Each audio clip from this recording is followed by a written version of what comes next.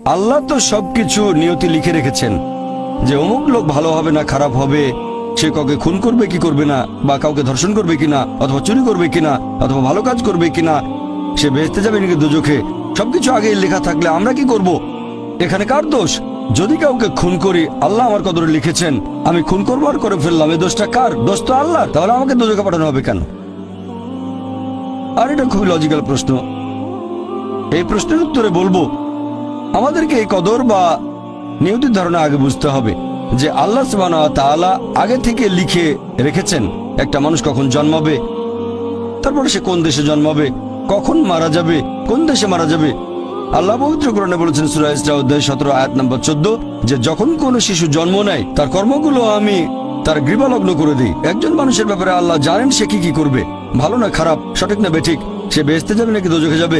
যে ধরেন একটা ক্লাসে একজন টিচার পড়াচ্ছেন 100 জন ছাত্রকে প্রায় 1 বছর ধরে, আর পরীক্ষা শুরুর আগে টিচার অনুমান করলেন যে এই ছাত্রটা এবারের পরীক্ষায় ফার্স্ট হবে, ফার্স্ট ক্লাস ফার্স্ট, এই ছাত্র পাবে সেকেন্ড ক্লাস, এই ছাত্র করবে ফেল।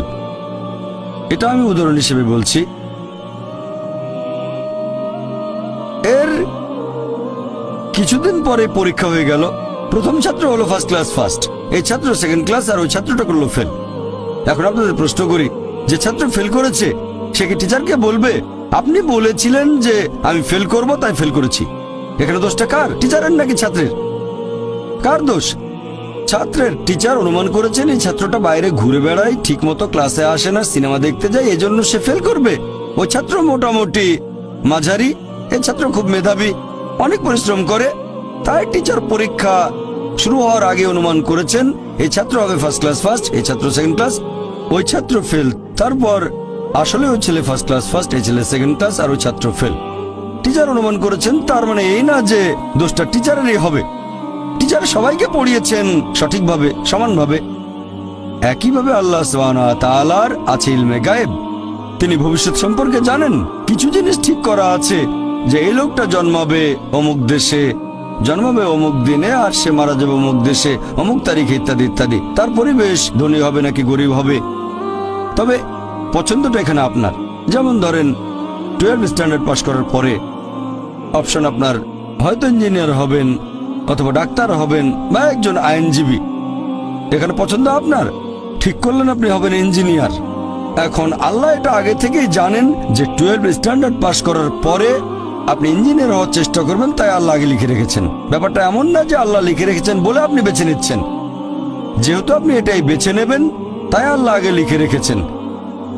এখানে পছন্দ আপনার, তবে আল্লাহ আপনার পছন্দ জানেন। যেমন ধরেন একটা রাস্তার মোড়ে আসলেন, সামনে 5টা রাস্তা, রোড নাম্বার 1, 2, 3, 4, 5। এখানে পছন্দ আপনার, বেছে নিতে পারেন রোড নাম্বার 1, 2, 3, 4, 5। আপনি গেলেন রোড 2-এ, এটা আগে থেকেই লেখা আছে আপনার নিয়তিতে যে আপনি যাবেন 2 নম্বর রোডে। ব্যাপারটা এমন না যে আল্লাহ লিখেছেন বলে আপনি করছেন, যেহেতু আপনি এটাই বেছে নেবেন তাই আল্লাহ আগে লিখে রেখেছেন। তাহলে পছন্দ আপনার। আপনি চাইলে টাকা উপার্জন করতে পারেন ভালো কাজের মাধ্যমে, হালাল উপায়ে, অথবা পারেন চুরি করে হারাম উপায়ে, পছন্দ আপনার। ধরেন চুরি করলেন, এটা আপনার সিদ্ধান্ত, তবে আল্লাহ আগে থেকে জানেন যে এই লোকটা সহজে টাকা পেতে চায় তাই চুরি করবে, তাই আল্লাহ আগে লিখে রেখেছেন যে এই লোকটা 25 বছর বয়সে চুরি করবে। এখানে দোষটা কার? দোষ আসলে আপনার, তবে আল্লাহর আছে ইলমে গায়েব, তাই তিনি আগেই লিখে রেখেছেন। সিদ্ধান্তটা আপনার। আল্লাহ তাআলা মানুষদের দিয়েছেন স্বাধীন ইচ্ছা, আপনি আল্লাহ তাআলাকে দোষ দিতে পারবেন না আপনার পাপের জন্য। যদি আপনি দোজখে যান, যাবেন আপনার পাপ কাজগুলোর জন্য, আর যদি বেহেশতে যান সেটার কারণ হবে আল্লাহ সুবহানাহু ওয়া তাআলার অসীম করুণা।